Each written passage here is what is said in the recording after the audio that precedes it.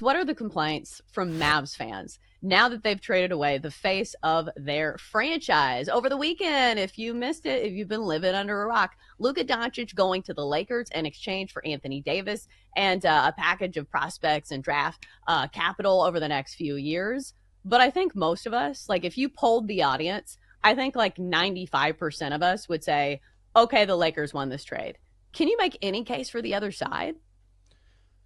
I don't think so. I think you can make a case that right now, for this season or for maybe the next couple of seasons, that maybe the Mavericks are better situated to maybe make another run at an NBA title. But that's hard to say because they did it last year with Luka. If you're a Mavs fan, you have to be heartbroken because not only did you give away the centerpiece of your franchise, a guy who was only 25 years old. Like, this is a guy who could have spent his career in a Mavericks uniform. The flip side of that is he didn't really want to stay in Dallas, and Dallas didn't want him to get the money that they would have had to pay. So if you're Dallas, it's like, all right, this is going to be crushing for the fan base, but we're going to get something in return because we're giving away a top 5 player who isn't even in his prime yet. He's 25. I understand the injury situation. Oh, whoop, he's a little pudgy. We need to gain too much weight there, Luka. We don't like, okay, fine. He's still Luka Doncic, okay?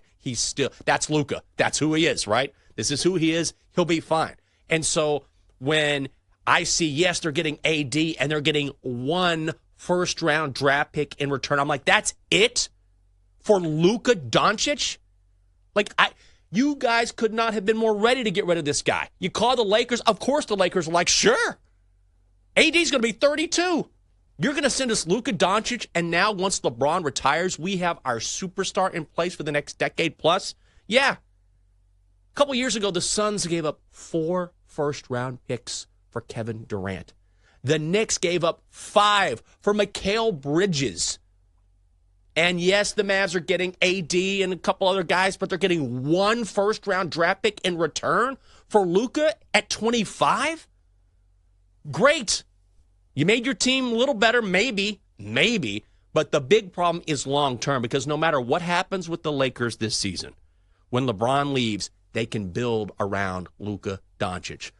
The Mavericks aren't going to be able to do that, and they don't even have the picks to do it. And that's why I think everyone is clowning on Dallas. It's just they didn't get nearly enough here.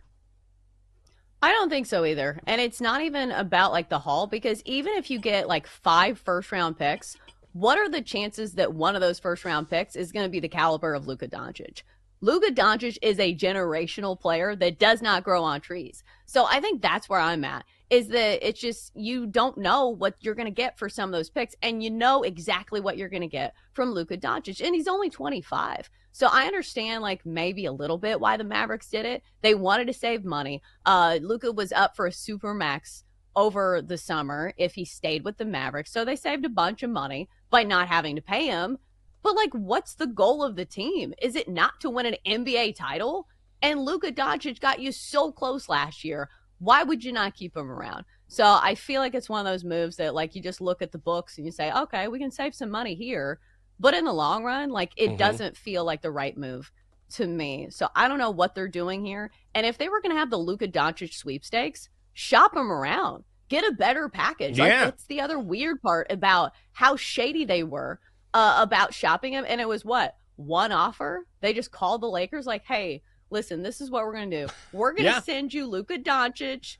You're not going to make a big deal about it. Just say yes. Like, at least try to do some negotiating here. It was just a weird deal all around. I totally agree. I also think, isn't the NBA trade deadline on Thursday? Isn't that correct?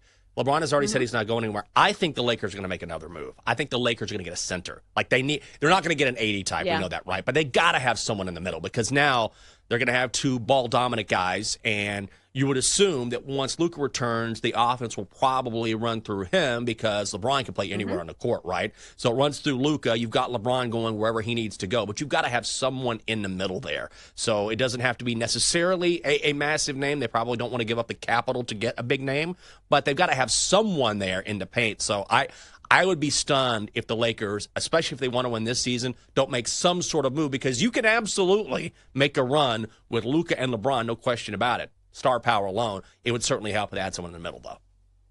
Yeah, I think so as well. And plus, when you're going against teams that are at the top of the top, when you're going against the Boston Celtics, like eventually if it comes to that, if the Lakers come out of the West, you have to be deep and you have to be good at all positions. So I think that's one issue that the Lakers obviously have to address. It, obviously is a huge boon when you get somebody like Luka Doncic who can do it all himself. And I do think that this will make LeBron even better, because I feel like LeBron is one of those players that not only can, come off the dribble and do things himself, but he's also really good at setting up other players, even though he's not the point guard in this situation. So I do think it's a great all-around deal for the Lakers.